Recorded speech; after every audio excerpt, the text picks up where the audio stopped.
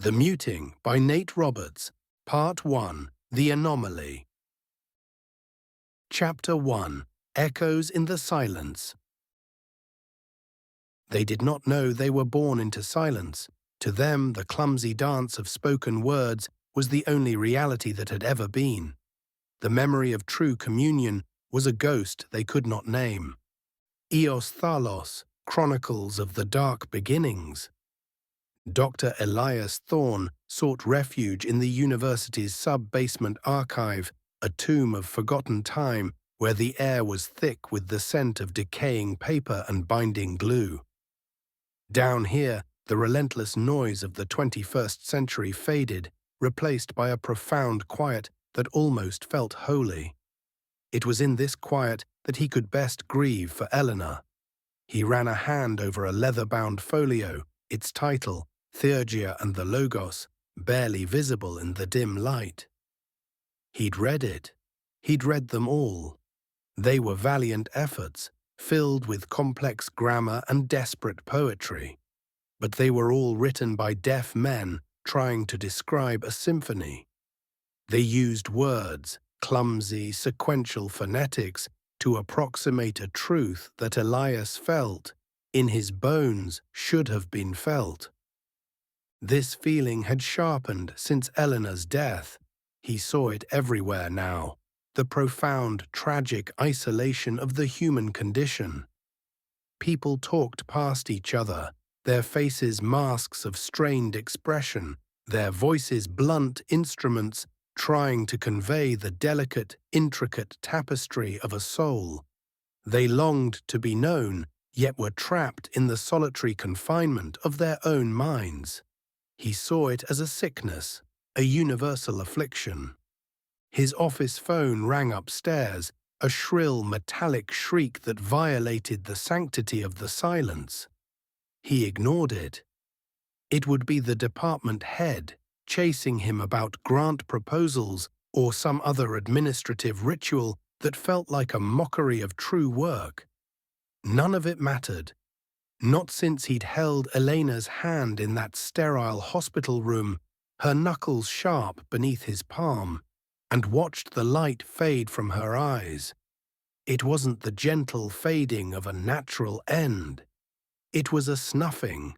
A creeping, possessive shadow had claimed her, and in her final moments, her eyes had screamed a message her voice could no longer form. When he finally ascended from the quiet dark, a small cube-shaped package sat on his desk. It was wrapped in plain brown paper, bearing a constellation of stamps from a remote province in Iraq, but no return address. His name was written in a precise architectural script. Inside, nestled in a bed of dark, coarse straw that smelled of the desert, was a tablet of polished black stone. It was cool to the touch, impossibly dense, as if it had absorbed millennia of pressure. The symbols carved into its surface were not of any known civilization. They were not the rigid, logical lines of cuneiform or the hieratic grace of Egyptian script. They were fluid, almost biological, seeming to writhe on the stone's surface. One image dominated, and it made the air freeze in Elias's lungs. It was a spiraling, double helix pattern, unmistakably the sacred geometry of DNA. But it was not alone. It was being entwined, strangled by a coiling fungal parasite. The carving depicted not a symbiosis, but a violation, an infestation. A cold dread, sharp and horribly familiar, bloomed in his chest. He had seen that obscene pattern before, in the terrifying abstract illustrations of Elena's final medical scans, where the doctors had tried to map the alien geometry of her tumor. This wasn't just an artifact. It was a confession written in stone. Chapter 2, The Ghost in the Machine. In the old world, they called death natural. It was a comforting lie. There was nothing natural about the harvest. Eos Thalos, Chronicles of the Dark Beginnings. It's not registering on any known geological index, the lab tech Ben said, his young face a mask of baffled curiosity. It's off the charts. What is this thing, Doctor? Thorn. That's what I'm hoping you can tell me, Elias replied, his voice strained. He watched as the resonance scanner bathed the black stone in shifting magnetic fields. A low subsonic hum filled the room, a vibration that seemed to bypass his ears and settle deep in his bones, rattling the very marrow. On the monitor, a clean, steady waveform appeared. "It's broadcasting," Ben muttered, leaning closer to the screen. "A low-frequency signal, like a beacon." Elias stared at the screen, his heart pounding a frantic, painful rhythm against his ribs. He knew that signal. It was the sound of the silence in his own life, the hum of his grief. "Ben," he said, his voice a dry whisper he barely recognized. "Access the university's medical archive. I have a key.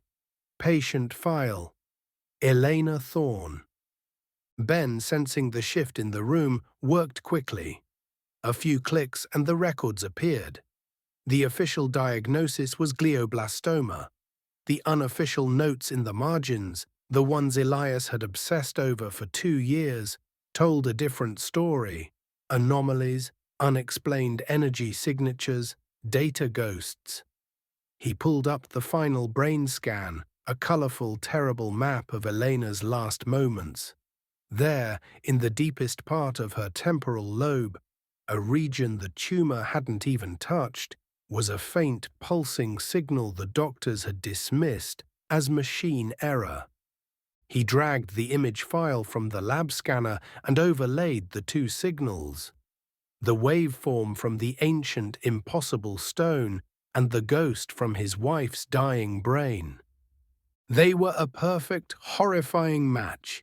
The lab dissolved around him. He was back in the hospital room, the antiseptic smell burning his nostrils, the rhythmic beep of the heart monitor, a countdown to silence.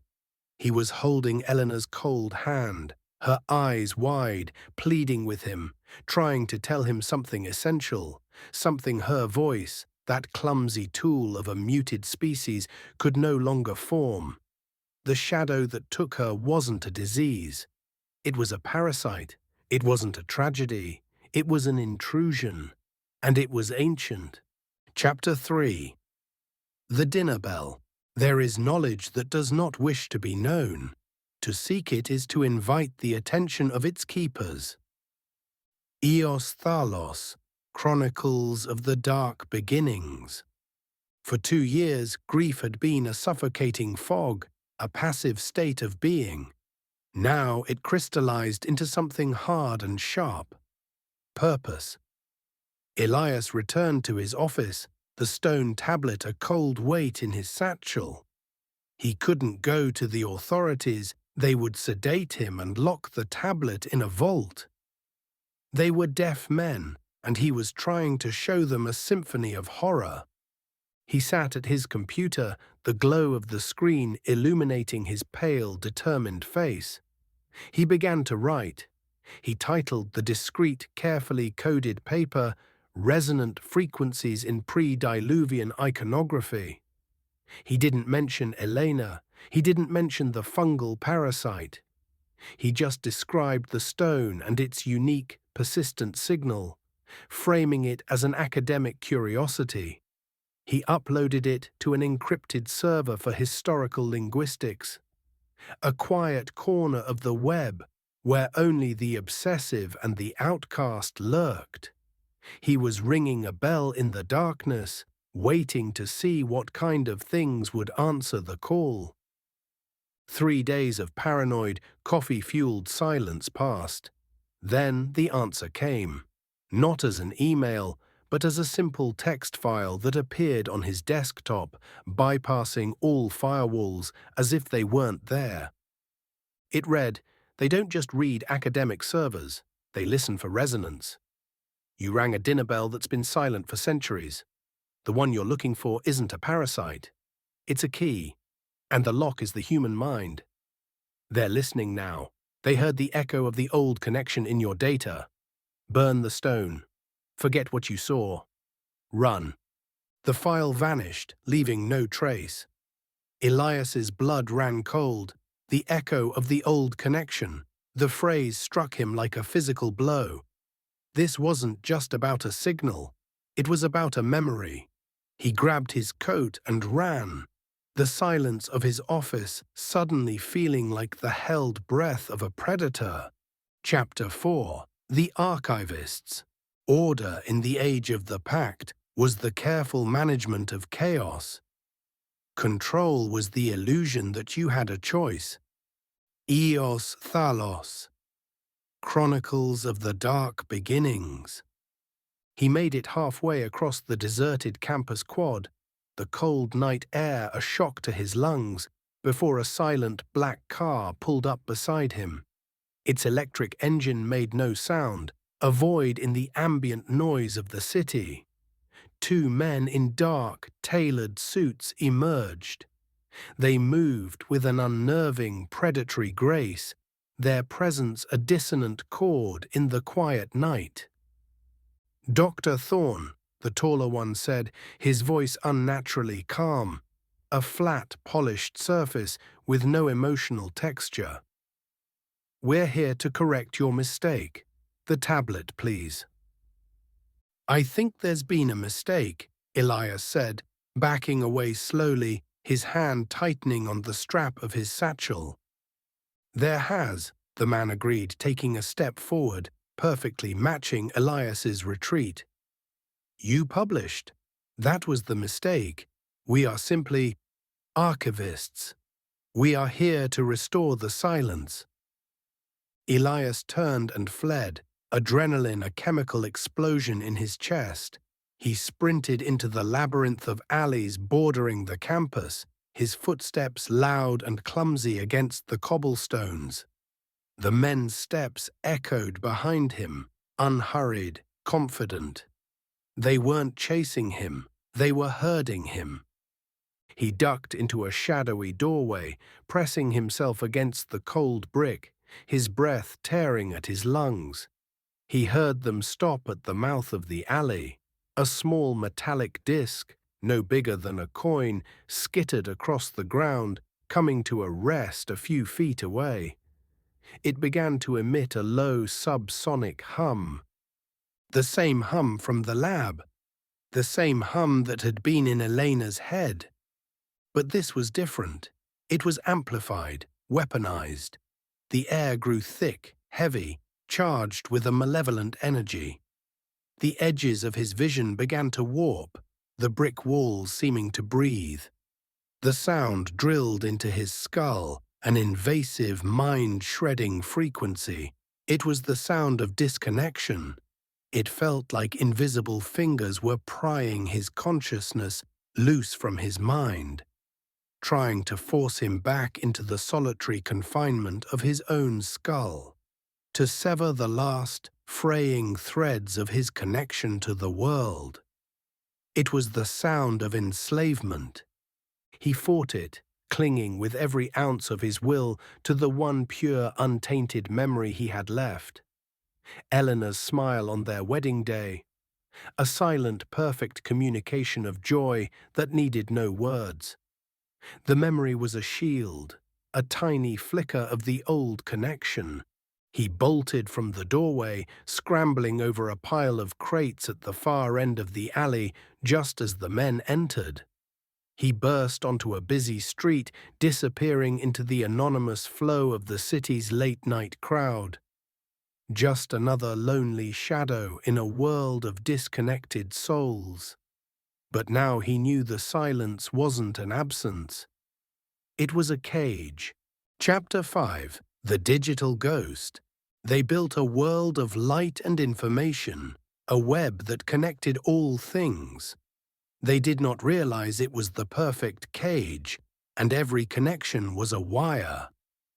Eos Thalos, Chronicles of the Dark Beginnings. The city at 3 a.m. was a different kind of silent. Not the sacred quiet of the archive, but a hollow, lonely silence punctuated by the distant wail of sirens and the hum of streetlights on empty streets. Elias moved through it like a wraith, his hoodie pulled low, the satchel containing the black stone a cold, heavy weight against his side. Every passing car was the archivist's silent electric vehicle. Every face in a dimly lit window was a pair of watchful eyes. Paranoia was a physical thing, a metallic taste in his mouth, a constant thrumming beneath his skin. He found what he was looking for in a 24-hour internet cafe, a dingy establishment that smelled of stale coffee and desperation. The anonymity was a shield. He paid cash for an hour of time on a grimy terminal, its keyboard sticky with the residue of 1,000 other transient lives. Using a public unsecured network was a risk, but staying ignorant was a greater one. The warning message, dinner bell, key, lock. Human mind was his only lifeline. He didn't use a standard search engine. He dove into the deeper, murkier parts of the web he'd only read about in academic papers on cyber espionage. He used anonymizing relays, bouncing his signal across the globe. He searched not for the phrases themselves, but for their conceptual intersection in leaked government documents, corporate data dumps, and the manifestos of hacktivist groups.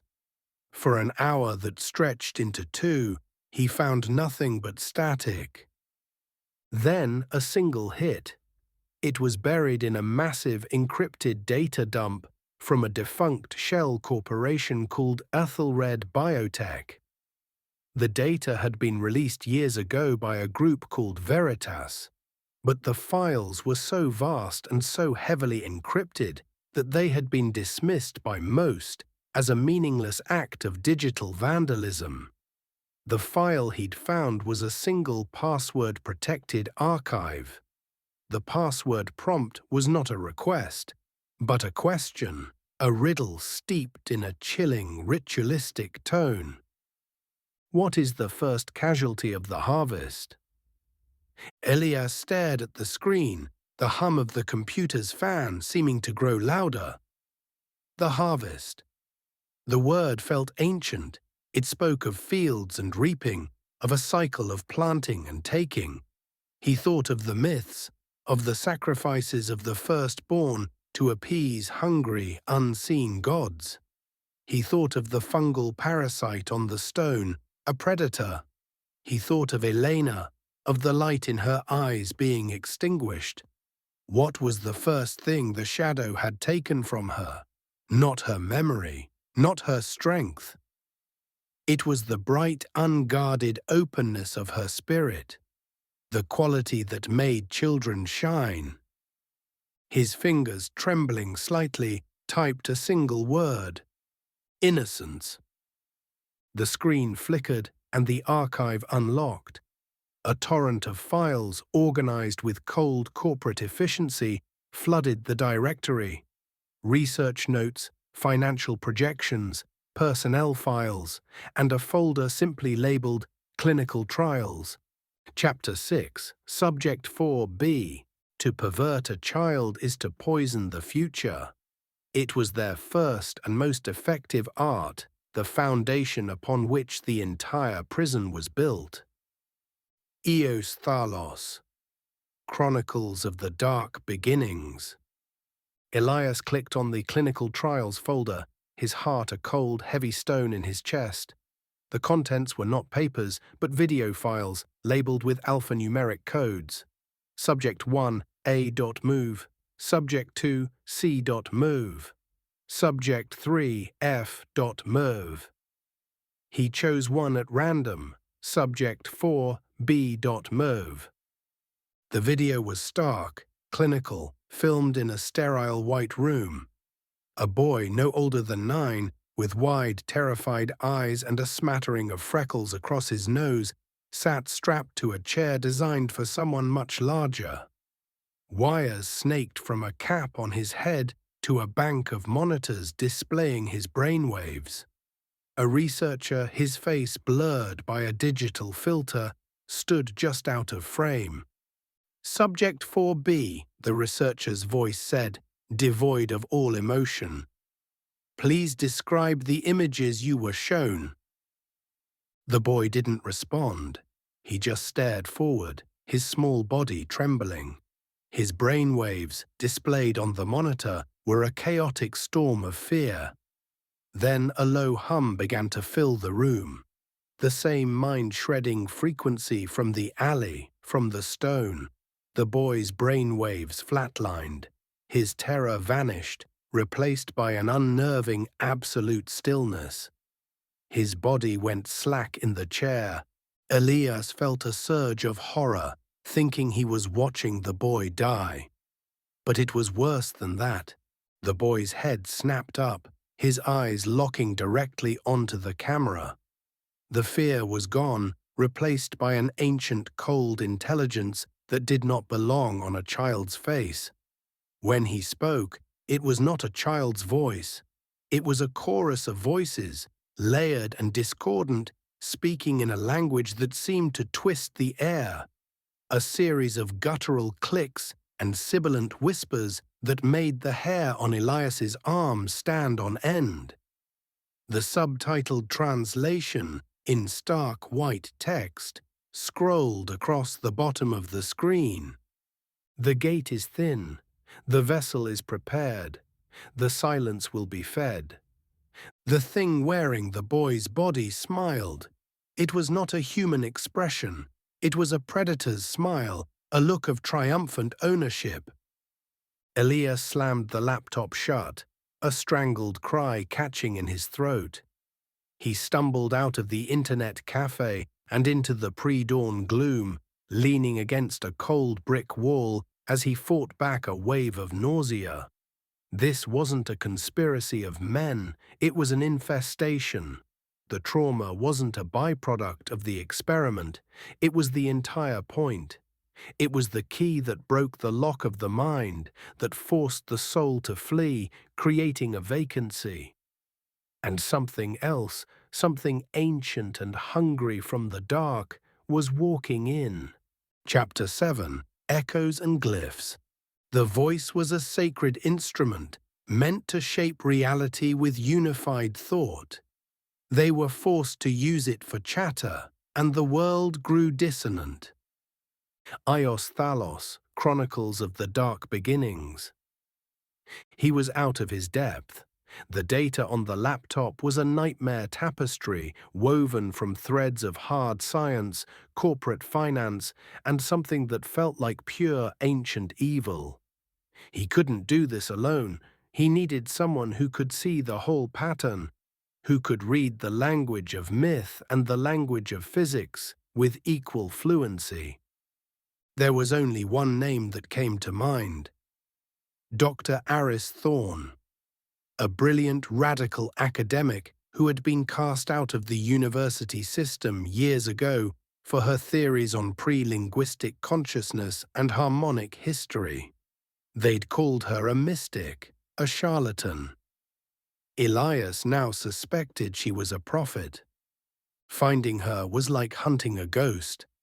She had no digital footprint, no public records. He spent 2 days moving through the city's academic underground, following a trail of hushed conversations and reluctant referrals. The trail finally led him to a small, cluttered bookstore in a forgotten corner of the city, tucked between a laundromat and a pawn shop. The sign above the door, painted in faded gold leaf, read Echoes and Glyphs. The air inside smelled of old paper, ozone, and brewing tea.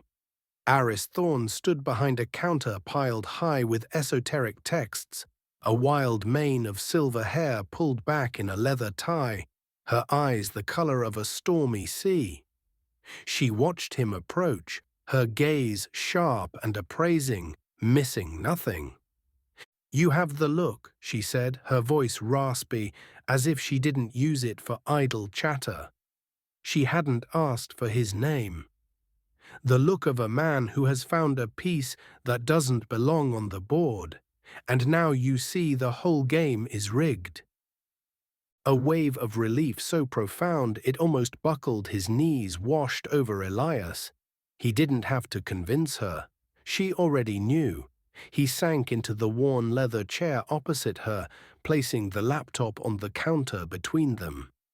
"I need your help," he said, his voice raw. I think I've found the source of the silence." For the next hour, he told her everything. The tablet, Elena, the resonance, the men in suits, the data cache. He turned the laptop around and with trembling hands played the video of Subject 4B. Aris watched without flinching, her expression hardening into something between grim vindication and profound sorrow. Chapter 8, The Muting.